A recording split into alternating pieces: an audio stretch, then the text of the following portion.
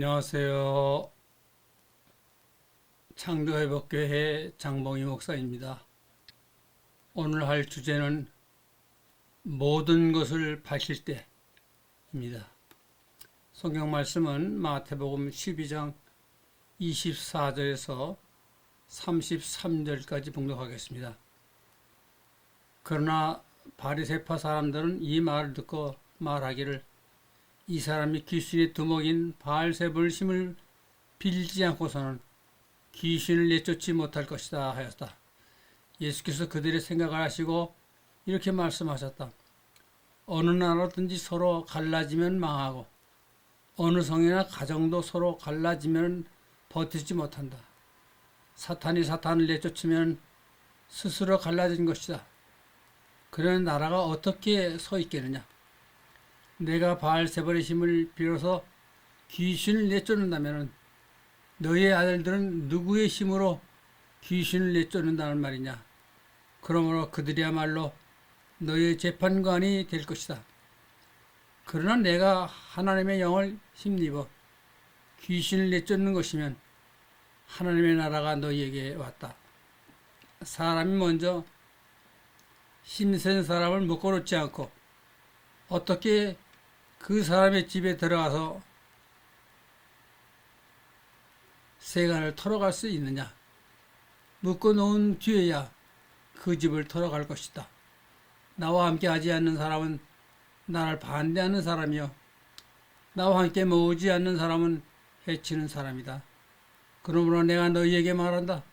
사람들이 무슨 죄를 짓든지 무슨 신성 모독적인 말을 하든지 그들은 용서를 받을 것이다. 그러나 성령을 모독하는 것은 용서를 받지 못할 것이다. 또 누구든지 인자를 거역하여 말하는 사람은 용서를 받을 것이다. 그러나 성령을 거역하여 말하는 사람은 이 세상에서도 오는 세상에서도 용서를 받지 못할 것이다. 나무가 좋으면 그 열매도 좋고 나무가 나쁘면 그 열매도 나쁘다. 그 열매로 그 나무를 안다. 장으로 본 성경 맥은 마태복음 12장이니까 1에다 2를 더하면 1은 내 말로 의롭다함을 받고 내 말로 1이 됩니다. 2는 의롭다함을 받고 정죄함을 받으리라. 또 1은 귀신 들려서 이는 두 가지죠. 눈 멀고 말 못하는 사람을 1에서 2 차이는 1이죠. 하나님의 성령을 힘입어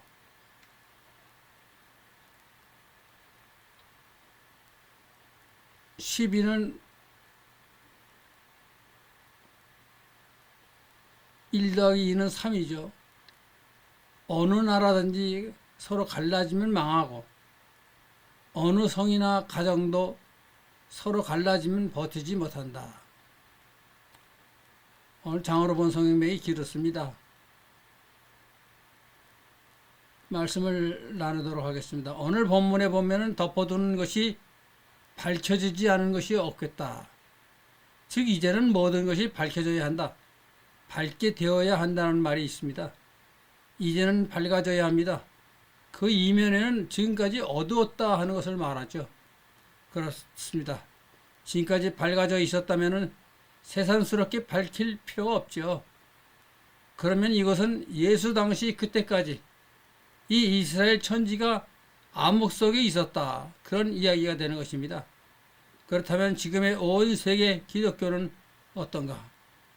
그때 이스라엘 당시의 종교인들과 다른 점이 있는가? 다른 점이 없습니다. 옛날 이스라엘 사람들이 믿고 있던 종교를 그대로 탑습하고 있습니다. 그러므로 지금까지 암흑 속에 있는 것이 됩니다. 물론 그때부터 이 세상이 밝아져서 모든 것이 밝아졌더라면 문제가 안 되지만 오늘날까지도 여전히 암흑 속에 있습니다. 본래 이 종교는 사람에게 광명을 가져오는 것이 아니죠. 예수의 가르치신 말씀은 종교가 아닙니다. 오늘날 예수교를 종교로 생각하고 있는데 예수교는 종교가 아닙니다. 이것은 진리의 천명이지 종교는 아닙니다. 과학의 근본 문제를 밝혀주는 것이지 종교는 아닙니다. 그러면 지금까지 어두웠다. 세상이 암흑 속에 있었다. 이 말을 누구에게 했는가? 12 제자를 전도를 보내면서 한 말씀입니다. 그때 예수께서 또 무슨 말을 했는가 하면은 이스라엘 외에는 다른 데로 가지 말라고 했습니다. 이스라엘 백성 외에 다른 데로 가지 말아라. 이스라엘 사람한테만 전하라고 했습니다. 그리고 오늘 여기 말 가운데 집의 주인을 바알세포라 했거든. 그 밑에 것이야 말할 것이 뭐 있겠습니까? 이스라엘 집 주인이 바알세포다. 분명히 알아야 합니다. 바알세포는 이 세상에서 가장 무서운 마귀입니다. 오늘로는 신의 장군이라는 말인데 바알세포는 그때 당시 가장 무서운 마귀입니다. 예수께서 12 제자를 파견을 보내면서 너희들은 다른 데는 가지 말고 이스라엘 집으로 가라. 그러면서 그 집 주인이 바알세포라고 하는 악마다. 그렇거든 다른 것이야 뭘 말할 것이 있겠느냐. 그 집주인이 바알세포라는 악한 귀신이라면 그 백성은 말할 것도 없지 않은가. 암흑 속에 있는 것이 당연합니다. 그러면은 오늘날은 어떤가? 예수께서 분명히 바알세포라고 말했는데도 불구하고 오늘날 전 세계 기독교는 예수께서 바알세포라고 명명한 그 신을 우리 아버지 하나님하고 있습니다. 그렇게 중얼거리고 살아왔다 해도 괜찮은지 모르겠지만 그러나 암흑 속에 있는 것입니다. 어둠 속에 있으면 어두운 세계 속에 사는 사람은 언제나 착각 속에 삽니다. 인간이 스스로 빛을 찾을 능력도 없겠지만 문제는 많은 신들이 인간들을 자기의 목적에 이용하기 위해서 자기 목적의 대상물로 생각해서 인간들을 암흑 속으로 끌어넣었습니다. 빛의 세계를 두어 밝혀주면 아무리 미련한 인간이라 해도 간단히 부릴 수 없기 때문에 인간들을 암흑 속으로 인도했습니다. 인간들을 보면 모든 일에 쉬운 것을 따라 가려고 합니다. 어떻게 하면 쉽게 쥐를 얻을까? 돈을 벌까? 생활이 편할까? 이 모든 것이 우리를 암흑 속으로 인도하는 것이에요. 인간은 하나님의 처음부터 노력이 없이는 밝은 빛을 얻을 수 없게 만들어 놓았습니다. 예수께서 너희는 좁은 길을 걸어라. 또한 가시밭과 같이 어려운 길을 걸어라. 우리에게 말한 것은 쉬운 길, 걸어가기 쉬운 길에는 빛이 없기 때문입니다. 그 길은 바로 인간으로 하여금 멸망으로 인도합니다. 사람들은 자기 스스로도 분간하기 어렵습니다. 그런데 우리들을 이런 암흑 속으로 끌어들이는 것이 바로 신의 주관으로 이루어집니다. 지금 중동 지방에서 계속 끊이지 않고 일어나는 전쟁이 무엇 때문인가요? 종교 때문입니다. 1차 대전도 그렇고 2차 대전도 종교 때문입니다. 그 원인을 따지면 다 기독교라는 종교가 있어서 세계 대전을 일으키는 원인을 만들어 주었습니다. 이제는 이것이 수습할 수 없을 정도로 세상은 불안 중에 있습니다.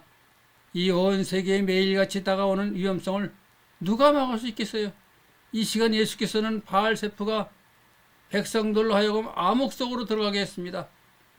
이스라엘의 아버지, 이스라엘의 임금, 이스라엘의 주인, 그는 바로 바알세포입니다. 다른 사람을 바알세포라고 하지 않았습니다. 그런데 온 세계가 그 바알세포를 지금도 자기의 영도신으로 알고 믿고 있지 않습니까? 그러므로 그 구약의 말을 아무리 상고하고 연구해 보아야 거기에서 무엇이 나올 것이 없습니다. 이제 예수께서 우리에게 부탁이 있습니다. 그것은 이제부터는 모든 것을 밝혀놔야 되느니라.